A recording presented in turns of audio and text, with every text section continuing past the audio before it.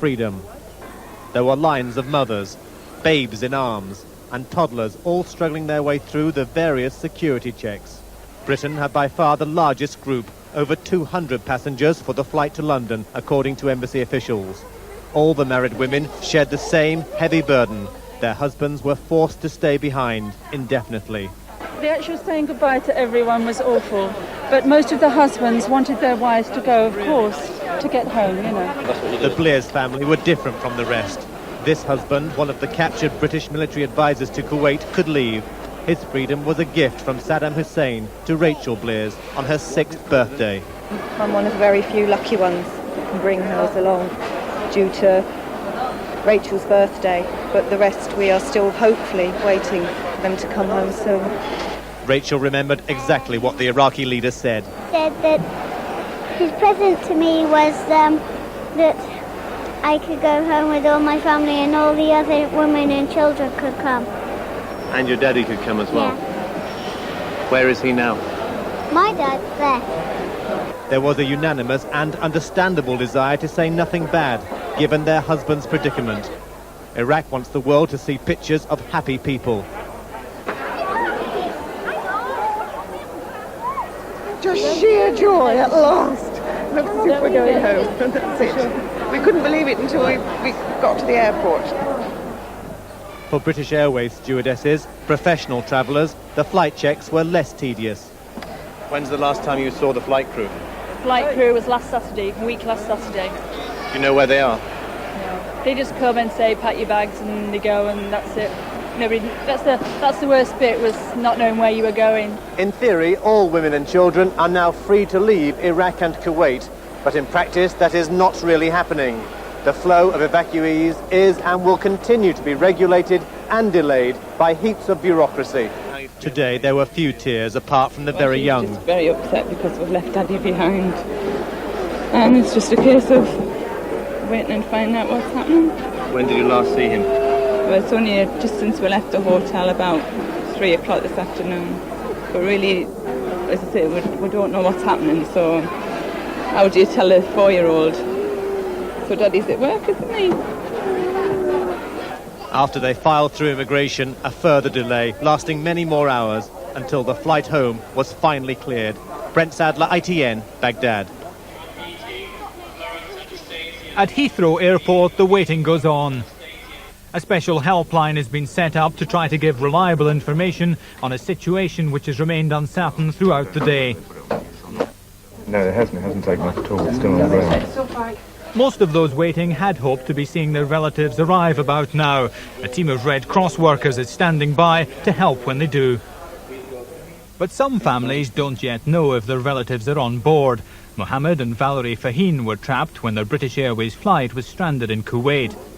They were seen on the video Iraq released of Saddam Hussein posing with hostages. Mrs. Faheen has since said she won't leave without her husband, who has a heart condition. If she's been separated from her father, then her staying in Baghdad is not going to make matters any better. She'd be better off coming out of there. But her other son, who was released from Kuwait because of his Indian passport, disagrees. I hope she comes back safely if she is on that flight. But I sincerely hope she stays back with Dad, because Dad needs her at this time.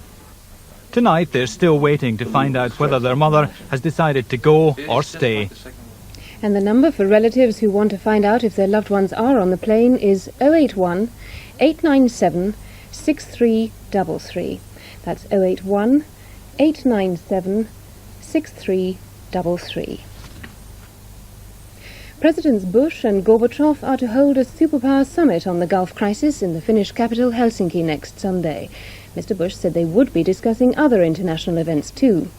The announcement came after several delays, working out details of the meeting.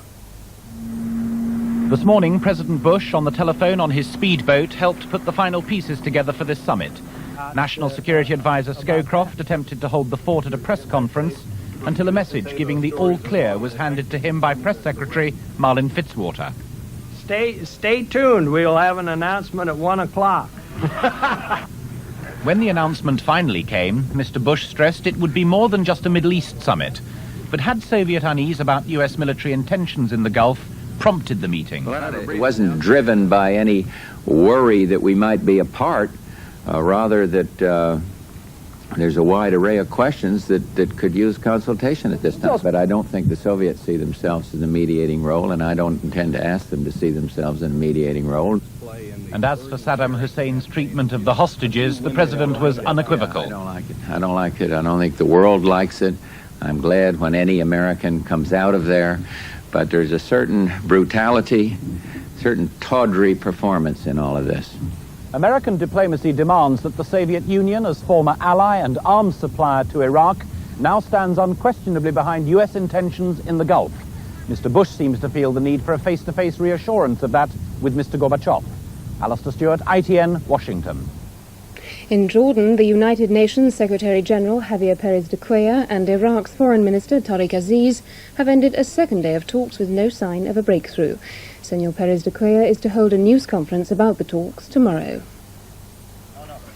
After 9 hours of talks with the United Nations Secretary-General, the Iraqi Foreign Minister faced the cameras alone, a sign that the two men had found little common ground in their search for peace. Though Mr. Aziz still called Perez de Cuellar his friend, he attacked the United Nations Security Council for its lack of neutrality. Mr. de Cuellar has been invited to continue his contacts with Iraq, but tonight the would-be peacemaker did not look optimistic. The UN Secretary-General is expected to spend tonight consulting Mr. Bush, Mrs. Thatcher and the other Security Council members before making his views public here tomorrow morning. It's likely he'll be telling them that so far he's made little progress towards peace. Jeremy Thompson, ITN in Amman. Saudi Arabia's defense minister says the United States will not be allowed to use his country as a base for an attack on Iraq. Prince Sultan said American military action from Saudi soil should be taken simply to defend his country. As defense minister and brother of King Fahd, Prince Sultan is the man who controls the Saudi armed forces. Today he met the men leading his own troops confronting Iraq and the top American general here, H. Norman Schwarzkopf.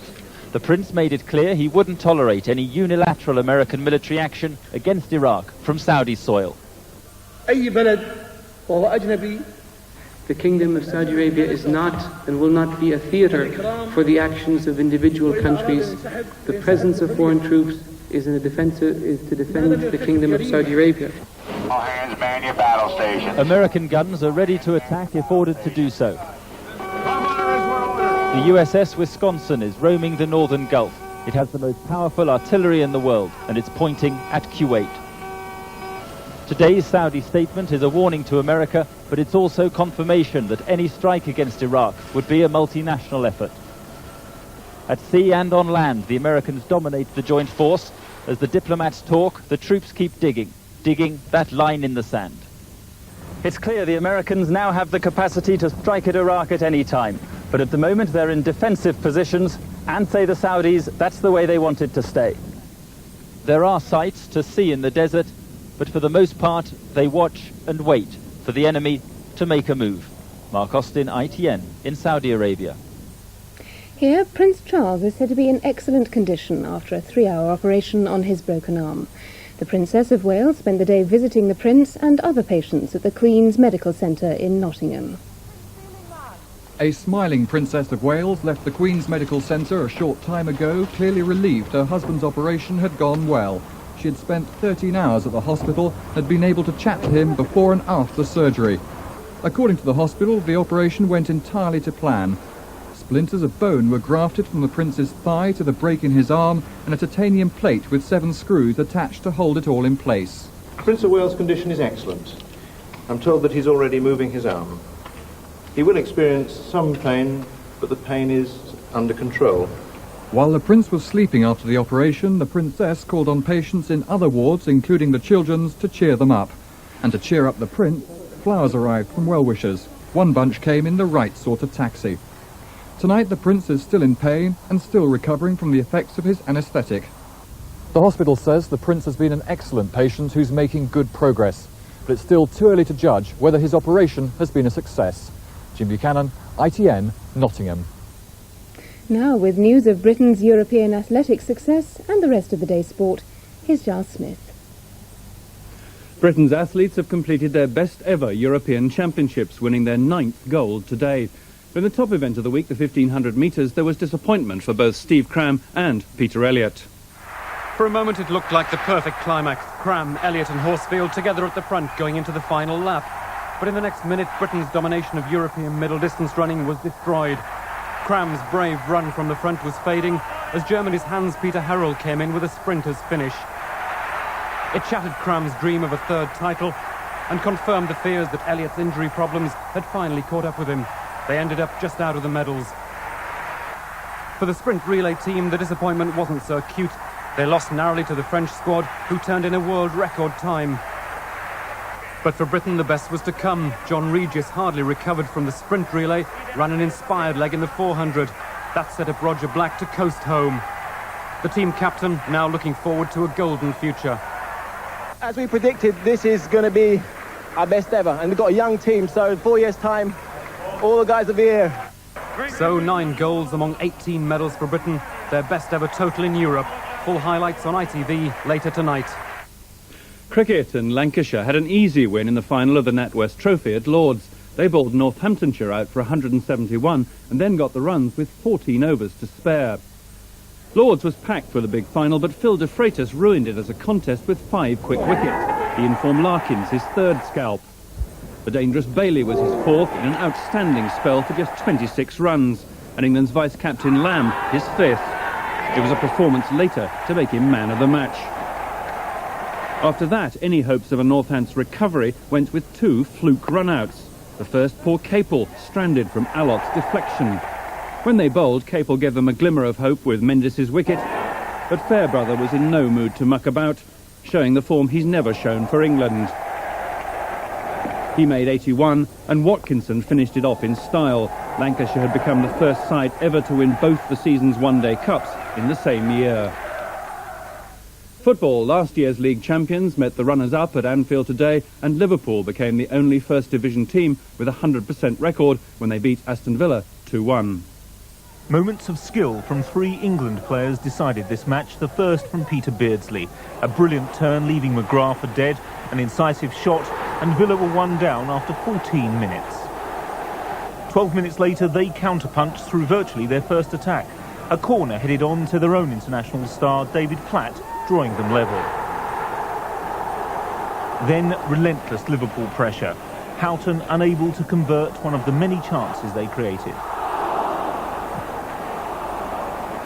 With 3 minutes to go, Villa looked like holding out. John Barnes had other ideas. Why can't he do that for England? Liverpool don't care. This moment of magic means they lead Division 1 by 2 points after just 3 games. Tonight's main news from the Gulf. The British Embassy in Baghdad says the Iraqi jet flying out British women and children left the Iraqi capital a short time ago. And a West German jet with more than 300 Westerners on board has also just left Baghdad. That's the news this evening. ITN is on the air throughout the night with the latest on the Gulf crisis. But from all of us on the weekend team, good evening.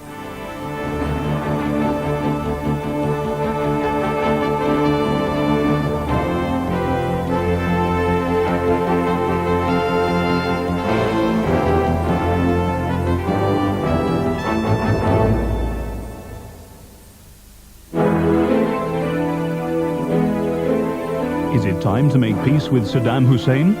Gerald Kaufman, the Shadow Foreign Secretary, will be on Walden this Sunday at 1:10 on ITV.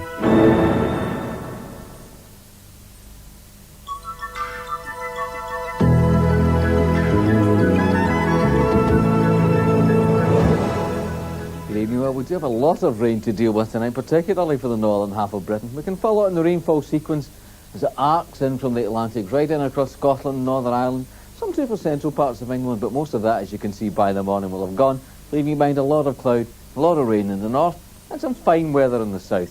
And that basically sums up tomorrow's weather. Much of Northern Ireland and Scotland, cloudy, outbreaks of rain. The heaviest of the rain probably in western Scotland, though the far northwest may brighten up just for a short time around the middle of the day. Similarly to sheltered parts of Northern Ireland may see some brighter weather, but even here there'll be further rain. Best of the dry weather in the north will be in eastern Scotland, and right down as far as the eastern side there of northeastern parts of England. The rest of England and Wales, while central and southeastern parts, once early morning mist and fog disappears, quite a pleasant day. dry with broken cloud and some sunshine. But down this western side, North Wales in particular, increasingly cloudy, a little bit of rain and drizzle coming along late in the day. Temperatures tomorrow, well in the sunniest parts, 22 to 23 degrees Celsius, 72, 73 degrees Fahrenheit. That's really quite warm. But generally speaking, as you go north, it gets cooler. In these cloudier areas, 17 to mere 63 degrees Celsius, and quite a brisk southwesterly breeze building up as the day goes on. That's just about it from the moment. Here's tomorrow's summary chart.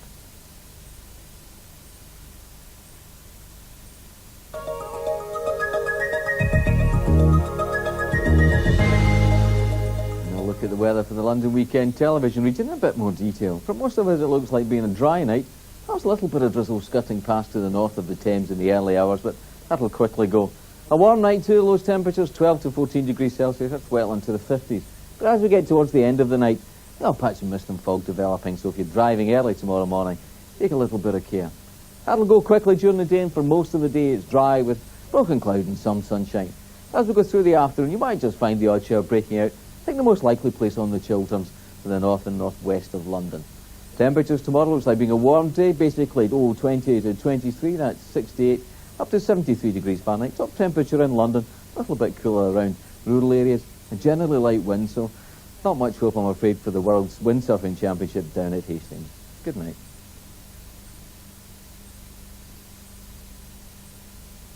Next, a gracious occasion, another audience with Dame Edna Everage.